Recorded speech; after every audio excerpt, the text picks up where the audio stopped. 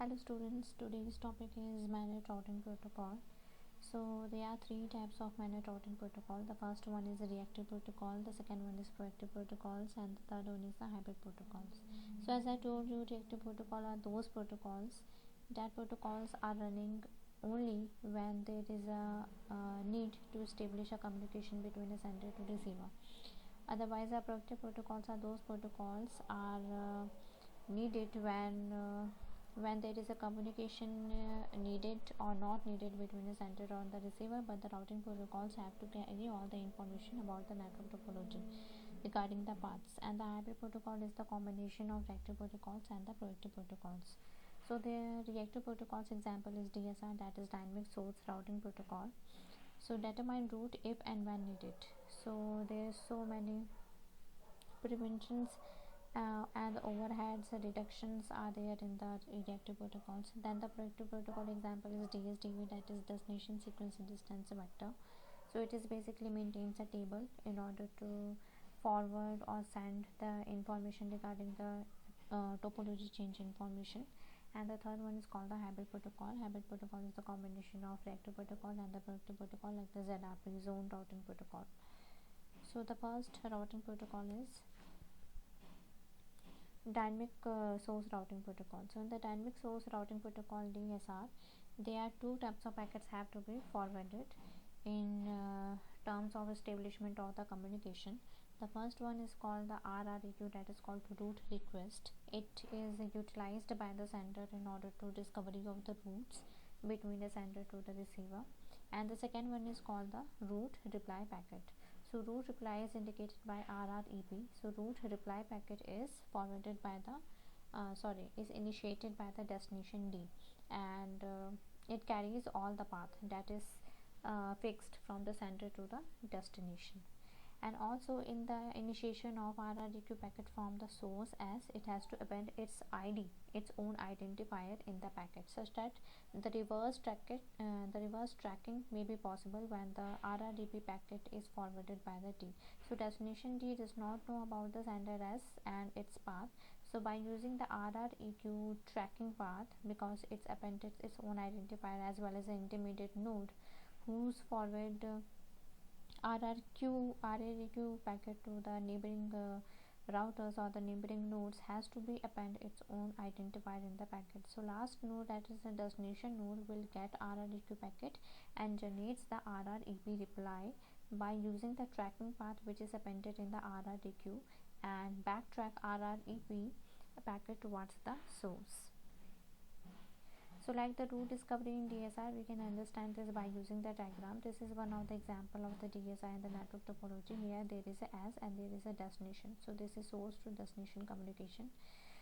So as I told you, the DSI uses route request, that is called RREP packet. RREQ packet.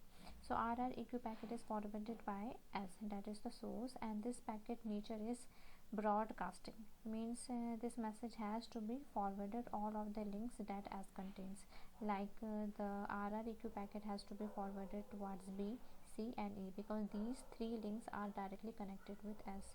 So the nature of this RREQ packet is broadcast. Also, the another point is the source S has to append its identifier, means S. So this is called the identifier in the brackets. Now this RREQ packet is received by the node B, C and E. So after receiving this RREQ packet, B, C and E has to forward this packet towards its neighboring nodes, because the nature of the RREQ packet is broadcasting type.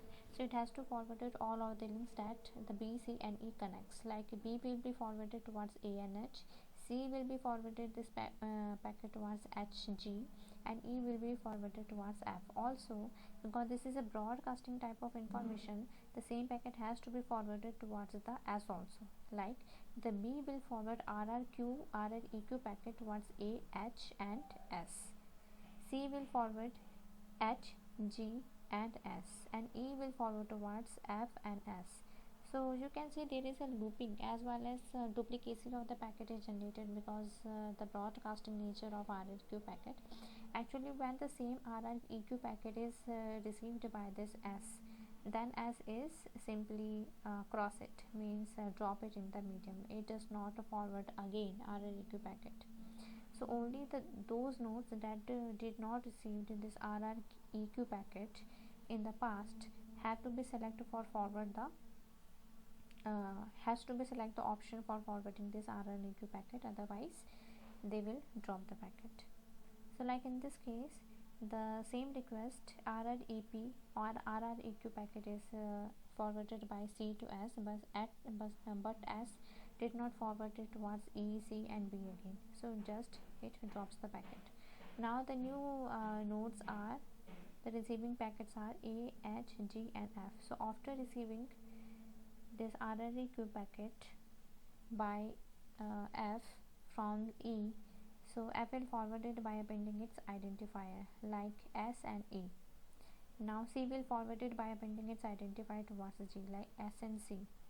Like the same way, B has to append its identifier S, B and forward towards H and E.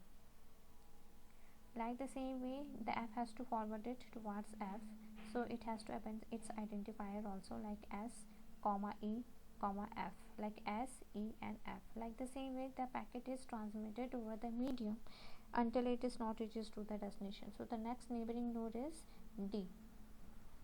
Now the RREQ packet is received by the D, because the nature of the packet is broadcasted type, so this has to be forwarded towards M and D also, like S, E, F, J packet has to be forwarded towards M as well as D.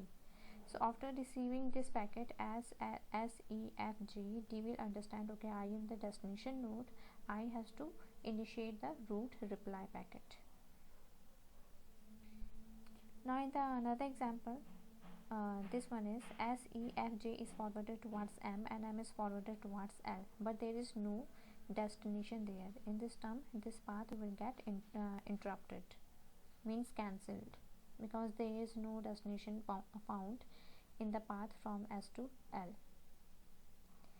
Now consider this case when the D, that is the destination, finds the packet S, E, F, G that is forwarded by the J.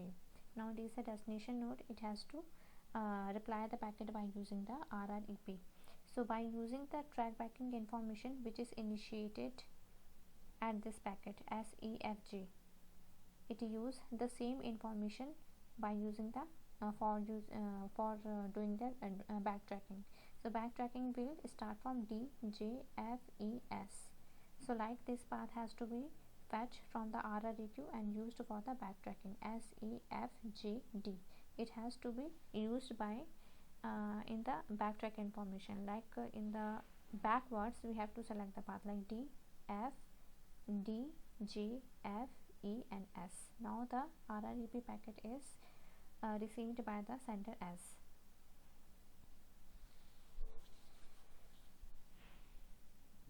Now packet header size grows with the route length, because it is not possible that always my packet is found during this path like S, E, F, J, D. The packet may be traversed through S, C, G, K, D or C, B, H, I, J, K, D. So number of hop counts may get increased. In this case, when the number of hop counts get increased, my packet header size will also get increased, because each time I have to append a packet header source identifier or the node identifier as a packet header.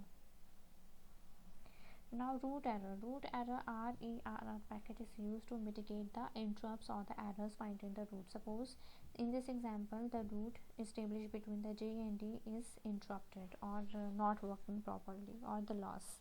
So in this case, the J detects its fault, like the J and D path is not here, so J will forward RERR packet J and D, means identifier, means it indicates that the path between J and D is not working, and this has to be forwarded towards the sender, because J is already have a path towards the sender. It has to directly forward this path towards the sender by generating a RERR message. So root caching. So root caching is very advantageous, because in the terms of root caching, RREQ packet does not need to be forwarded in the another routers, another neighboring nodes in the network, or by using the another information we can utilize root caching. So each node cache a route it learns by any means. When a node has finds a route S, E, F, G, D to node D, Node F also runs as SEF to node F. The meaning of this point is because in this communication, source and destination are using to perform the communication with each other. Suppose if another point S wants to communicate with F, so it does not need to forward the root request packet towards the F again. It has to use the root cache information that is already established in its root, like the path from S to D in which the F occurs, and by using that path like SEF, it can forward the packet towards the F directly. So that is the root caching. Same thing has to be happen on the root reply also. If in the backtracking information, if any node has a tracking information towards the source node, it can directly utilized in that part in order to forward the root reply packet. So this is the use of root caching. Obviously the number of hop counts will get decreased, as well as the packet flooding information in the network will also get increased when we utilize the root caching. So root caching uses is finding alternate routes in case original route breaks. So in this case, when there is a route break, so what happens in further, in the case of when there is a route break between J to D, and J has to forward this information that the path between J to D is lost, has to be forwarded towards the S. Now its S duty is to establish a path between J to D. If S wants to communicate with D, then it is S duty, it's the duty of S to find the alternative path between J to D. So S will forward again root request packet towards B and C. Now B and C will forward this packet, means in terms of broadcast between A, H and C, G, H, I, K and D. So another path will select S, C, G, K and D. Another path can also be selected like S, B, H, I, G, K, D, and also select S, B, A, H, I, J, G, K, D. So like by the use of root caching, we can utilize some alternate paths also. Problems: cached route may become invalid over time and due to host mobility, because the mobile talk network, the main feature of the MANET environment is the loss of mobility. Means high mobility, not the loss of mobility, high mobility, because the nodes are changing their position in every time. So due to this host mobility feature, this routes may get poisoned, or this route may get stale. So what are the advantages over DSR? Route maintains only between nodes who need to communicate, reduces overhead on the route maintenance because of the route caching as well as the route error packages, in order to reduce the overhead of the route maintenance. Route caching can further reduce route discovery overhead. Obviously, if you want to communicate with S to C or S to G, there is already a route in the cache. So there is no need to forward the route request packet again and again in the network. Just utilize the path established in the route cache and forward the message. Now the disadvantages. The disadvantages is packet header size grows with route length due to source routing, latency to discover a route before data can be sent, flood of route request may potentially reach all nodes in the network. There is so many flood routes also. An intermediate node may send a route reply using a stale cached route, thus polluting other caches also. This is one of the major drawbacks of the DSR protocol, because in the mobile talk network, the nodes are free to move each other places. So in this case, if any node replace this information by any other position, then intermediate node utilize a route cache, then the packet may get dropped, or the performance of the network will get degraded. So there is another protocol that is called DSDV, destination sequence DV, and it is a proactive type of protocol. Means we have to maintain the topological information and the routes information all of the time. So it is very similar to the distance vector protocol WLAN, which is used in the WLAN. So it is a table driven routing protocol in which each node has to maintain a table and certain informations have to be stored there. So route to all destinations are readily available, means each route has to maintain a path for each node in the network. Each node advertises its own routing table to each of its neighbor periodically. When there is a significant new information link field, a node immediately advertises its routing table. So first thing, each node has to maintain its routing information. Routing information will contain the node's path to any other path that is reaches to another node in the network, as well as the another thing is when there is a link breakage type of problem occurs in the network, then in this case by using the DSDV it has to update all of the routing tables information. So immediate advertisement have to be done. So you can see there a lot of overhead is also there because we have to exchange the information in order to update the routes, as well as when there is a link breakage, then so many broadcasted information have to be generated in the case of DSDV routing protocol. Now each entry of the advertised data contains, because when the route change, each node has to advertise its routing table such that any other nodes, all the another nodes in the network can update its routing table information. So what are the attributes inside this table? The first one is called the destination address, number of hops required to reach the destination, and the sequence number. So sequence number is used for the refreshment, like it is used to indicate how many times I update the information, and my information refreshness recency, you can say. So when a node receives a new routing information, if it is newer than what is currently in the routing table, comparing the sequence number, if the current sequence number that is higher than the already existing sequence number, then you can say that this is the new information and you have to update it, otherwise not. The metric for route received in the routing information incremented by 1. This metric is used to indicate the hop count. Newly recorded routes are marked for immediate advertisement.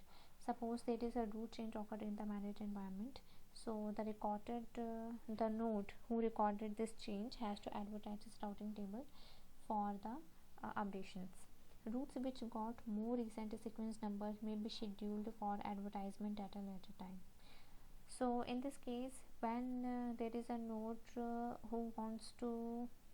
who is traveling from one state to another state, and there is a lot of city there in the middle, as well as there is occurring frequent changing of the information of the base station and the mobile station. Now when these informations are there, this type of information there, then it can be updated at a later time, like when the node is connected for a threshold period of time to a particular environment, then we have to change the table, otherwise not. When a link breaks because of mobility, may be detected by layer 2 or inferred by layer 3, because the packet loss happens when no broadcast is received from the neighbor for a while. So layer 2 is detected this loss by using when the acknowledgement didn't came from the neighboring content router or the neighboring node, then we can say my packet is lost, and infinity is assigned as metric to that link. So when there is no link between two nodes, simply the detecting node has to update the metric by the infinity and advertise its able by generating the new sequence number. So when another nodes in the network have received this information and see that there is an infinity metric as well as there is a recent sequence number or large sequence number, then it has to update its routing table with the new route. Means there is no route there, kindly do not use this particular node in order to forward the packet. Now the example of DSDV is there is MH1, so we have to this is the routing table at MH1. We have to maintain a routing table for MH4. So the MH4, what are the another nodes? As I told you, each node has to maintain the routing information for all of the nodes in the network. So what are the other nodes? MH1, MH2, MH3, MH5, MH8, MH7 and MH6. So when MH4 wants to communicate with MH1, what will be the next node? The next node is MH2. When the destination is MH1, what will be the next node? That is MH2. Metric means hop count.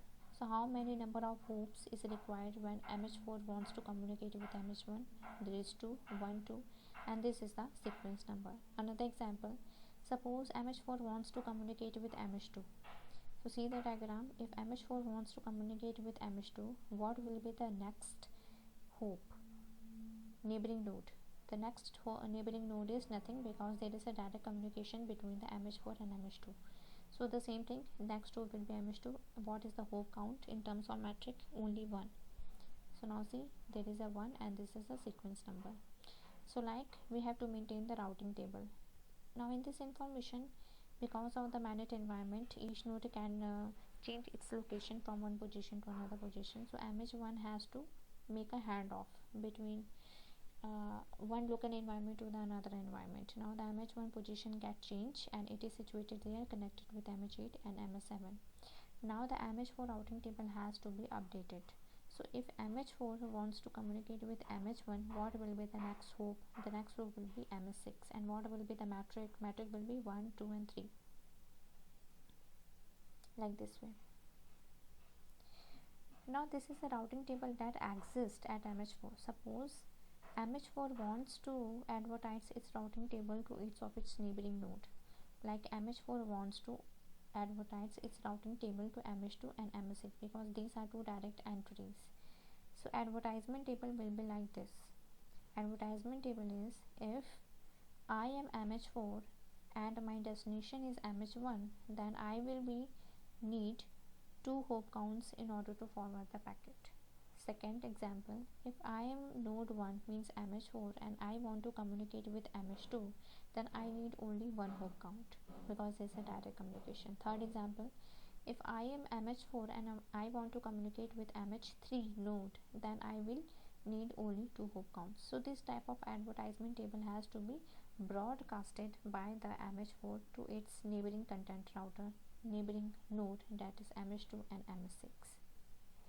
Now when the location gets changed, in this case MH4 advertises its routing table to their neighboring nodes. That is, if I am MH4 and I want to communicate with MH1, because the position of MH1 is getting changed in the diagram. So if I am MH4 and I want to communicate with MH1, then I will need 3 hop count with the higher sequence number. So this type of information has to be forwarded by MH4 to its directed link node. So what are the advantages of DSDV? The DSDV advantages is less latency in route setup because each node contains a routing table. Means each node has a required information when a communication has to be established between the two nodes. The node does not wait to be a required amount of time or any amount of time, just like the DSR does. In the case of DSR happens. Just in the case of DSDV, you have to utilize a table, saw the route path, saw the number of hop count, and just forward the packet towards that destination. Now the disadvantages. There are so many disadvantages. The first one is when there is a link breakage. When there is a link breakage, then there will be heavy traffic, because in this case each node has to be provide the information that this particular link has to be break out. In this case we have to update the sequence number and the matrix as infinite and advertise the routing table to each of the nodes, and it has to be broadcast in nature. So many messages and the routing tables have to be forwarded over the network in the topology, and it can choke the network. In order to get information about a particular destination node, a node has to wait a table update message initiated by the same destination node, because each node has to advertise a table. Suppose I want to send some packet to some another node in the network and I want some recent information. So for calculation of the recent information, I have to wait for a certain amount of time such that my neighboring node acquire some useful information to me about that particular node. So this delay may get higher sometimes.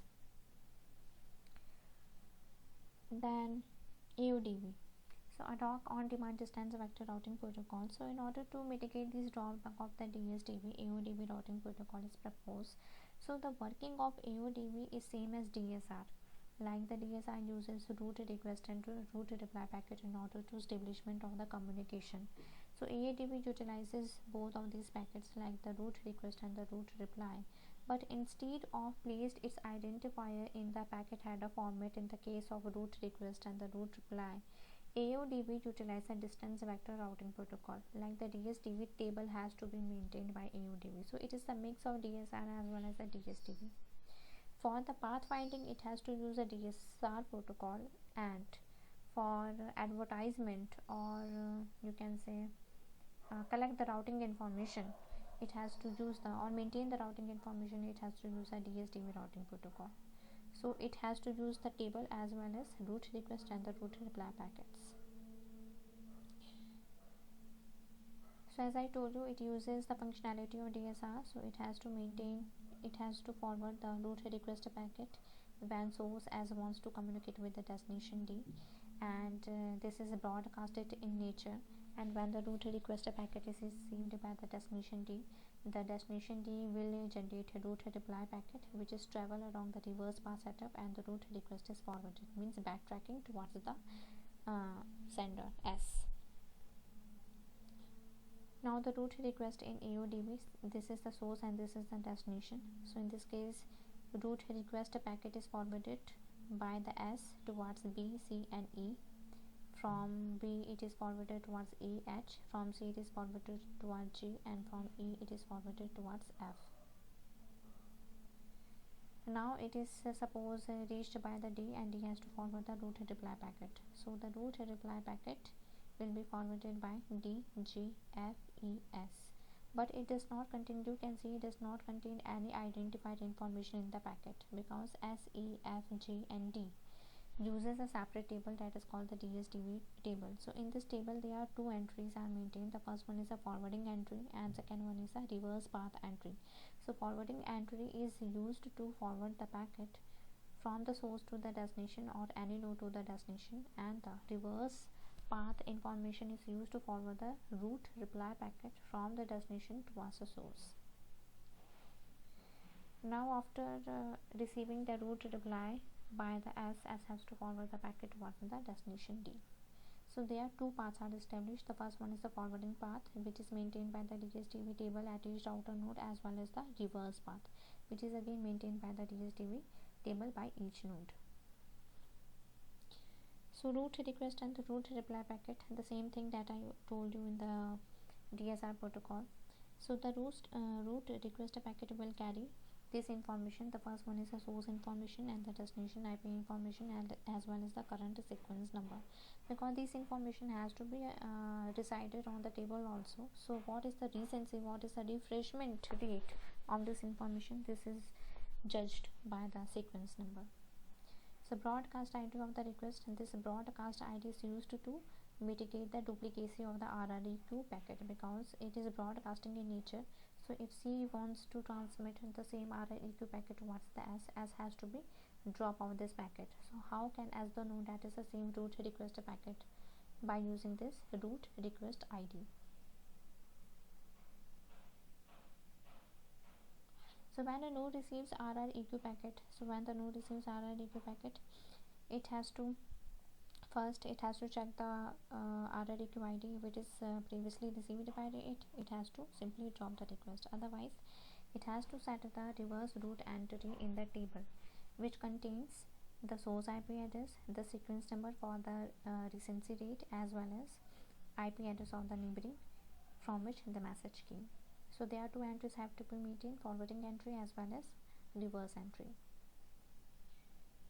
So when node receives RREP packet, it has to set up the forward entry, because it has to send the data packet towards the destination, and it updates in the routing table. Now to respond to a RREQ, a node must have an unexpired entry for the destination in its routing table. So there is a counter is there in the routing table, such that after some time it gets stale and it has to update it after some time. The sequence number of the entity must be at least as great as carried in the RRQ message, and for the prevention of the loops. Now the timeouts. So timeouts is because the AODV has to maintain a routing table, and it has to periodically exchange the information in the terms of hello messages. A short messages, bytes of messages has to be forwarded in order to detect the presence of the neighboring node. So if there is no presence of the neighboring node, means the hello message is not traversing back to me, means my neighboring node is not working. In this way, it has to maintain some another paths. So that's why in order to detect the presence of the neighboring node, it has to periodically exchange the hello messages. And two types of entities are maintained, reverse path and the forward path. So for mitigating the difficulty of the stale paths, that just like in the DSDV happens, it has to use the timeouts, that is called the AODV timeout. So after this timeouts, it has to update the information regarding the reverse path as well as the forward path. So link failure. In the case of link failure, as I told you, when the hello message is not absence of the hello message means the hello message is not forwarded by the neighboring node towards me, then we can say there is a link failure, and there is a node in the sleeping mode, or the node has changed its location. So in this case, what happens, the node has to maintain the information or maintain some another path. So it has to inform the another neighbors, active neighbors in its routing table, that this one and this one path is not working, please update its routing table. So link failures are propagated by means of the root error packet, that is RERR, just like in the DSR does. So in this way, there is a communication between A, B, C, D and E, and the link between C and D is not working. So in this case, C has to forward because A is the sender and D is the destination. So in this case, the detecting node, that is C, has to forward the root error packet towards the sources. Suppose this root error packet is not working. In this case, assume that A does not know about the failure of CD because RERR sent by C is lost. C is forwarded RERR root error packet, that is the path between C and D is lost, is forwarded towards the A, but this packet is lost in the medium. In this case, if A wants to communicate with D, what happens? The packet might get lost. Otherwise, now C performs a route discovery for D. Anyone can perform the route discovery because C knows that the path between C and D is getting lost. So suppose C initiates a route discovery. In this case, it has to forward the RREQ message. So RREQ message, because of the broadcasting nature, it has to forward it towards the B and E, and B is forwarded towards A, and E is forwarded towards A. E is forwarded towards A. Now A is having the route. What is the route? That is A, B, C and D. So A has to reply a path that is C, E and A. Now the path will get C, E, A and B, C, means loop. C, E, A and B, C, because A know the path from A to D. So A will reply from the path B and C. So now what happens in this case, if C wants to communicate with D, C has to use the path C, E, A, B and C, and it is looped. So in order to detect this looped, there is a use of expanding ring search algorithm. So in the expanding ring search algorithm, we have to control the value of TTL. It is used for the optimization of at how many number of times, at how many number of calls we have to forward the RREQ message, or how many number of time in the range in the broadcasting nature of the RREQ will be forwarded.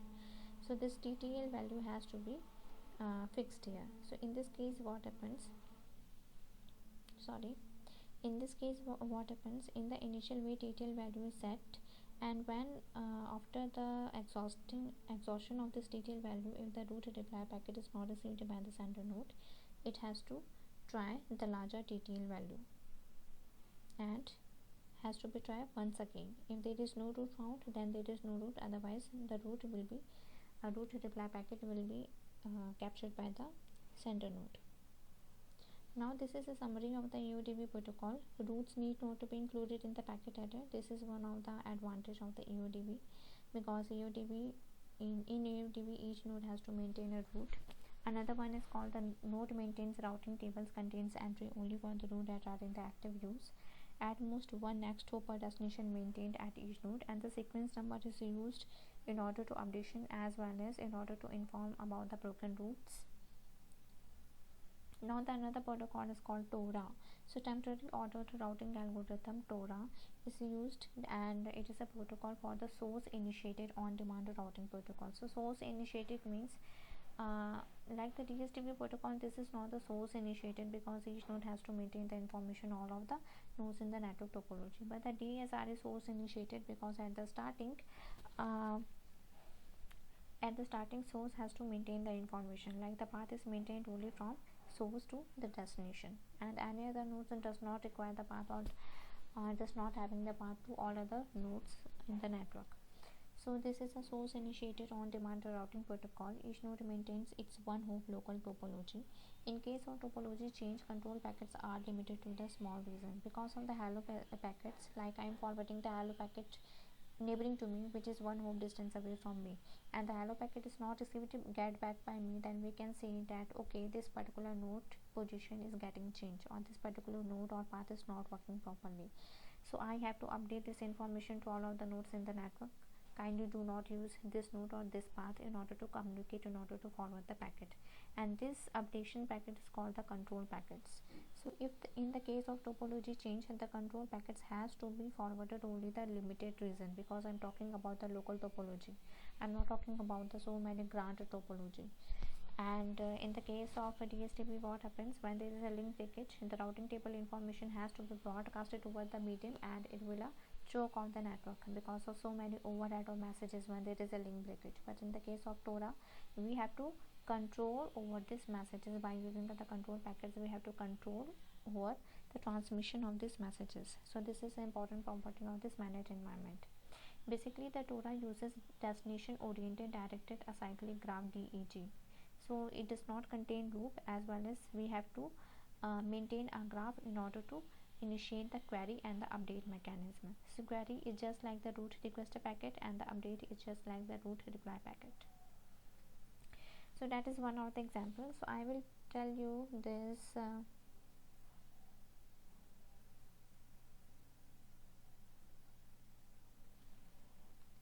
I will tell you TORA in the help of example. So you can see in this example there is a TORA diagram. So in the TORA diagram, this is a source and this is the destination node. So now what happens in the TORA, there are certain entries, but for the better understanding point of view, I am using only the two entries. So the first one is called reference entry, like the first one is reference entry, and the second one is the hop count, this one.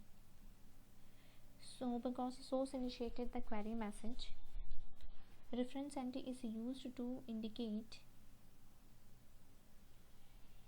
the updation, means at how much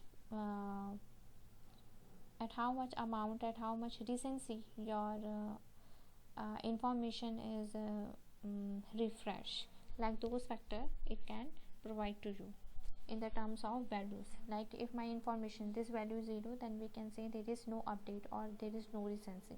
And if this value is 1, then we can say okay, the previous information is 0 and now the information is 1. We can say my information is most recent and I have to update the information. So this is a reference point, reference entry, this one, and this is one called the hop count, second one. So source initiated this is called the query packet. Now the query packet is forwarded towards, because it is a broadcasting in nature, so it has to forward it towards 2, 6 and 4, but for the better understanding I am using only the combination of 2 only the direction of 2. So now this message is forwarded toward this, so 0, and this one has to be forwarded. Now the second term, that is this one, has to be filled by the destination node, because in the TORA I have to maintain the direct acyclic graph. Now 2 will be forwarded this towards this one. Now 3 will be forwarded towards this one. So in this case what happens? Now 7 is a destination node. 7 will know, okay, I am the destination node, I have to fill this information. So at the destination node, it is this information, this hop count will be calculated as a height, because it is a graph type of thing. So at the destination node, the second entry will be act as a 0. I think like this one, this is, and because it is a destination node, it is 0. Now this information has to be forwarded towards the node 3. Now the 3 receives this and it has to update it, because this is only 0 reference point, there is no updation in the topology, and this is called the update packet. When it is generated by the destination after filling this one value, it is called the update packet. So after receiving this update packet by the 3, it will first compare the first value, that is 0 with 0. Okay, there is no change in the topology. Then it will compare the second value, there is nothing and there is 0. Now it has to calculate plus 1 because this is one height greater than the destination node, so it is 1. Now it has to forward it towards the node 2. Now compare the first thing, that is 0 and this is 0, so there is no change in the topology. And again this is dash and this is 1, means 2 has to update the information by again 1 greater than the previous value, that is 1 here, so it is 2. Now the same way this has to be forwarded towards the source as it has to be updated by 0 and 3. So now you can see the source height is greater than 2, the 2 height is greater than 3, and 3 height is greater than 7. Now this one is understand by using this logic, like the height of 1 is greater than 2, 2 height is greater than 3, and 3 height is greater than 7. So by using this information we can send the data towards 1 to 7 node. So for the TORA diagram, it is mandatory that the source node should have greater height as compared to the destination node, like the serial wise. Then we have to forward the data by using this path, otherwise not.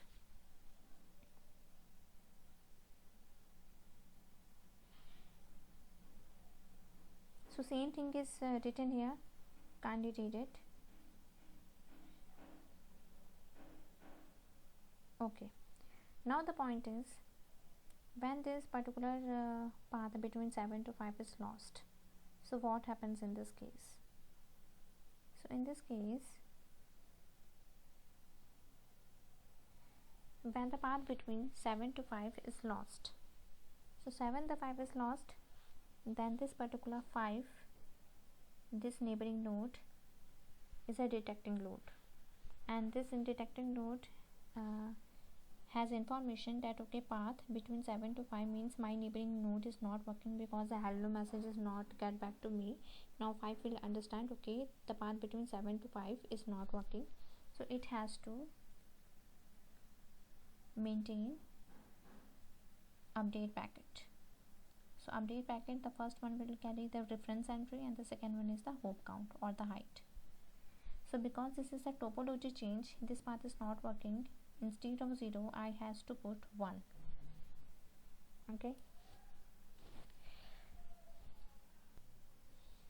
and because it will act as a destination node, because on the downlink there is no node, then it has to be updated by 0, and this packet has to be forwarded towards the node 4. After getting this information, 4 will first compare the entry, because the previous one is 0 and the node is having some height, I don't know what is this, incorrect. So by comparing the first value, that is 0 and 1, the 4 will understand okay, this is a recent information, then I has to update it, like the first it has to delete and update it by 1. So if it is updated by 1, so now the point is, what should be this value? Actually this value is not so important here, because this value is not so important here because this one is the hop count. So first we have to just check the first reference point.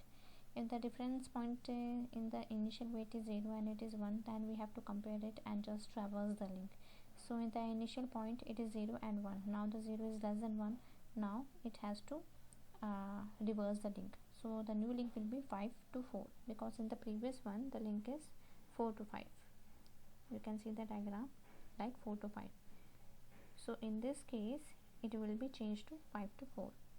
Now this message has to be updated by 1 and this has to be forwarded towards the source. Now it has a reference point 0 and it has a 1.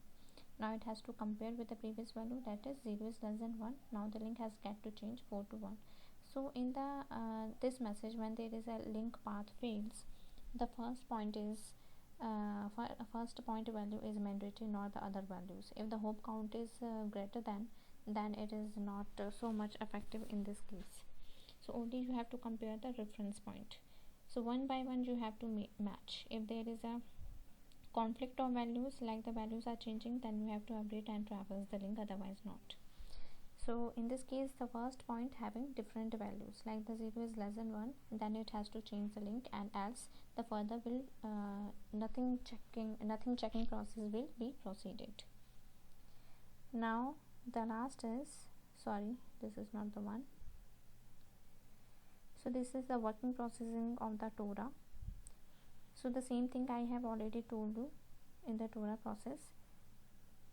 So now the point is, another is, if the link is 5 and 4 will get a break. In this case what happens, I just clean this.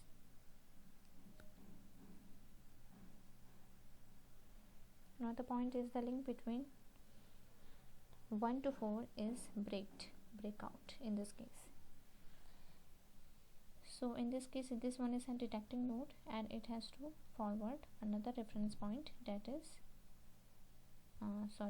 2, because already it is 1, so it is 2, and there is something which is not so much effective in this case, and this has to be forwarded towards the 5. Now 2 is the greater value because it has contained 1, so it will be updated as 2, and there is another bi-directional link from 4 to 5 is created. Now there is a packet looping, that is 5 to 4 and 4 to 5. So this is one of the drawback of TORA.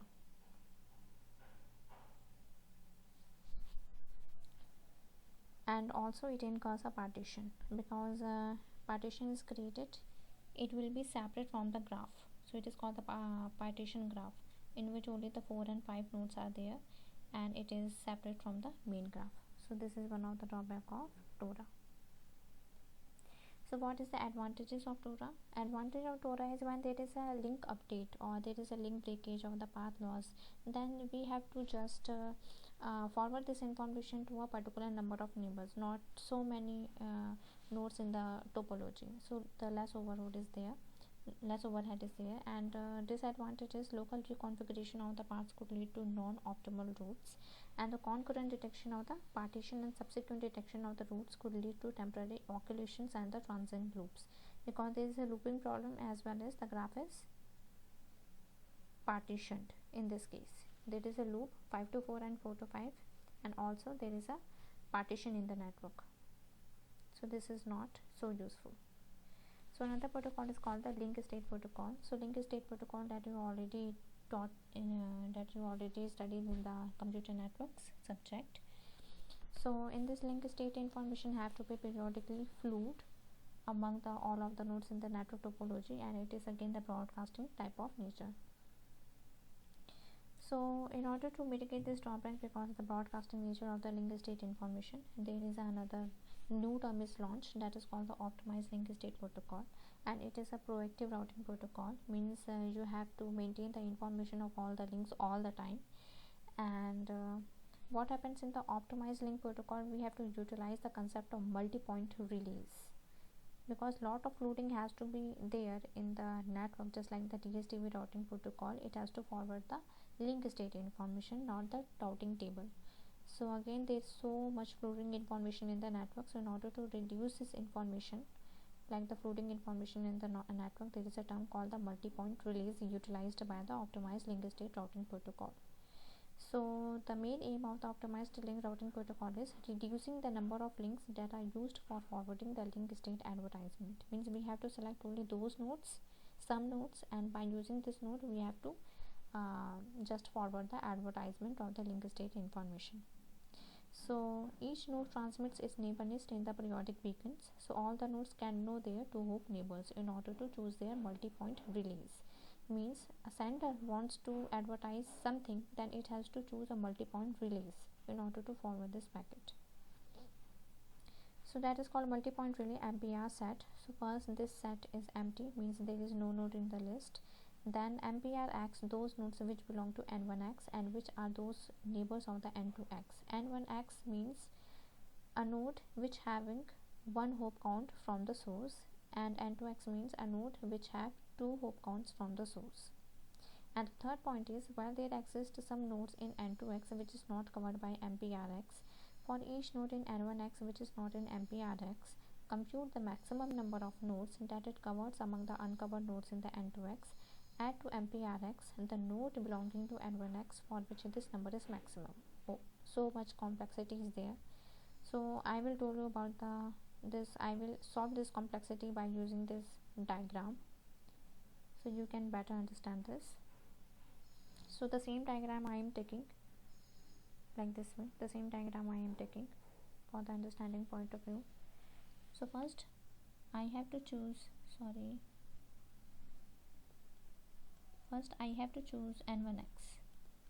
and I have to choose N2X. So N1X are those nodes which are 1 hop distance away from the sender A. This one is sender, A is sender. So who are the nodes? That is C, B, F, E and D. And what are 2 hop neighbors from A? That is G, also H. Now I have to select the multi-point relay MPR from N1X,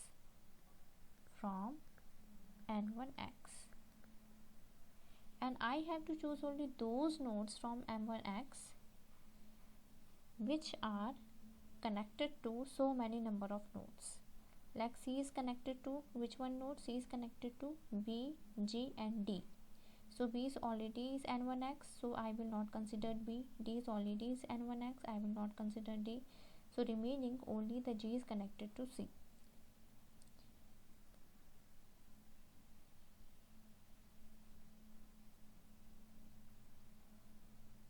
Only G is connected to C. Now calculate for B. B is connected to C, A and F. So A is a center node, so I will not consider A. So another nodes are C and F. So C is already in N1X, I will not consider C. F is already in N1X, I will not consider F. So for B it is nothing. Another is F. For F, calculate what are the nodes which is not in N1X and F covers it. F is connected with B and E and A. So A is a source node, I will not consider it. B is again in the N1X, I will not consider it. E is again in the N1X, I will not consider it. So like the B, E is not appropriate one. So now point is E. Now calculate which are the nodes that is connected to E and which are not in N1X. So that is F, D and H. So now F is N1X, I will not consider it. D is N1X, I will not consider it. And E is connected to H. And H is not in N1X. Now the time for D. So D is connected to C, A, E. So C is already in N1X and E is already in N1X. So D is not will be used for MPRX. So there are 2 nodes will be used. The first one is G and E. So in this case there are 2 nodes, that is C and E. So C is covered G and H is covered by E. So that is the selection for the multi-point relay, that is C and E. So now you can see C and E is chosen by A in order to advertise its link state information to all of the nodes. So from by selecting MPR as a C and E, C can broadcast this information to B, G and D. E can broadcast it to F, D and H will broadcast to G and K. So by using these 2 multi-point rings, that is C and E, I can forward my link state information to all of the nodes in the network topology. So I think it is clear to all. Very simple.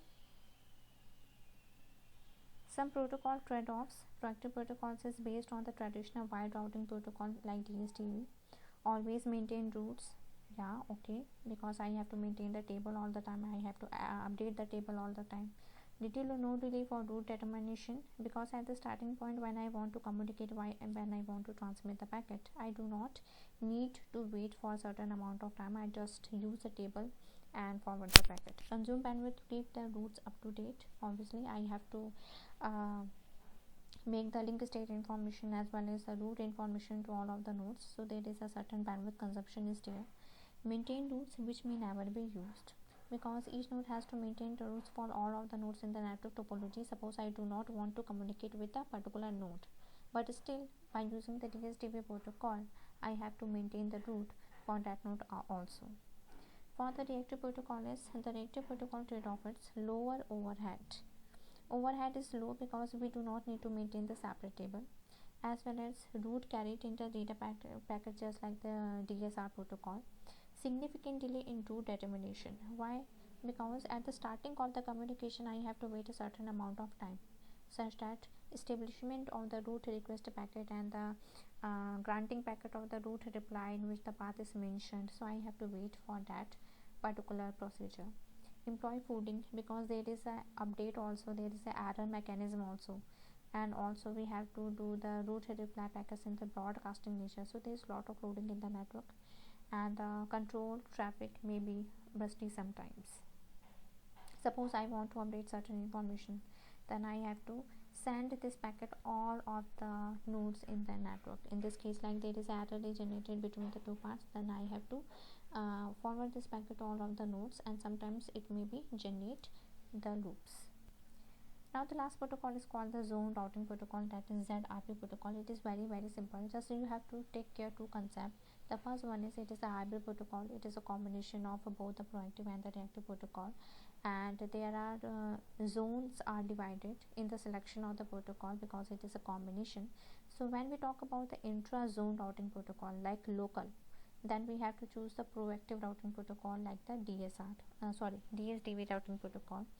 And in the case of inter-zone routing protocol, like the communication is not local, it is crossing the state, then we can use a DSR protocol.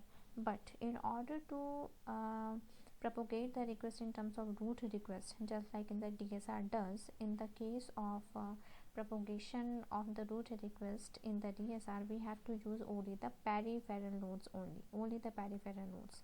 So what are the peripheral nodes? That is also called the boundary nodes. So you have to just set in your mind two things. The first one is intra-zone routing. When we talk about the local, if I want to communicate with the node which is resided in the local, then I have to choose the DSDV routing protocol like the proactive routing protocol. Otherwise, if my communication is not local, I want to communicate with some person which is residing in another state, then I have to utilize the inter-zone routing protocol, that is called the reactive routing protocol. The example is DSR, but we have to forward the route request and the route reply packet by using the peripheral nodes only, that is also called the boundary nodes.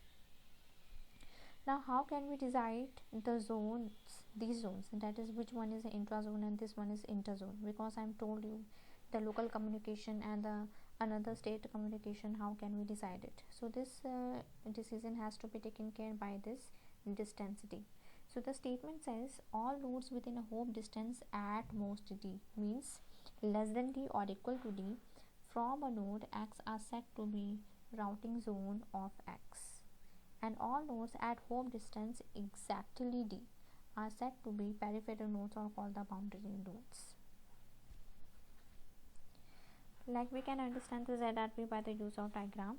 Suppose d equal to 2, so at most d, so at most d is 1.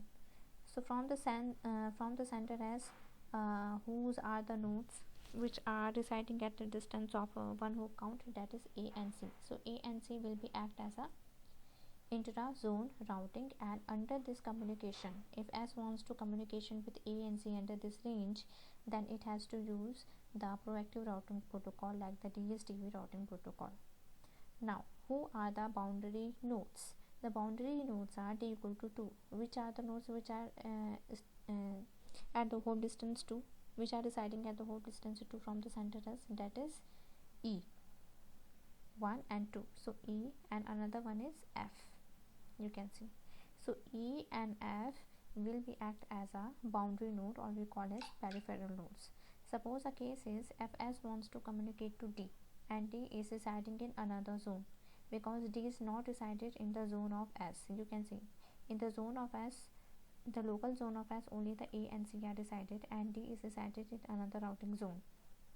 Means it is a case of interzone routing protocol. Now S has to establish the reactive routing protocols like the DSR does. So DSR, in the establishment of DSR, we have to forward the root reply or the root request packet. So who wants to send this root reply, root request packet? The peripheral node. In this case, the peripheral node is E. So S will communicate to C, and C will communicate to E, and E will get the information about the D, and S will be directly forward the data to the D. And under this range, the D and C is local to E. So the information about the D is already known by E, because E is using the DSDV routing table in order to communication with D. Just like the same case is S wants to communicate with C, it does not need any request, because it has a routing table. DSDV routing table is there, and by using this DSDV routing table, it can directly forward the packet towards the C, and C will communicate to the peripheral node, and E will get the path for D. Now S can communicate with D. So what are the advantages of ZRP protocol? It is a beautiful combination of proactive and reactive routing schemes. What are the disadvantages? The disadvantages is overlapping. Like you can see, there are a lot of overlapping. So in this case, we will not decide which one is intra-domain and which one is inter-domain. Also, this one, that is D equal to 2. The choosing of the perfect D value is not so much simple. So this is under the research area, that what should be the perfect value of D in the case of zone routing protocol. So this is all about the routing protocols in the MANET. Thank you.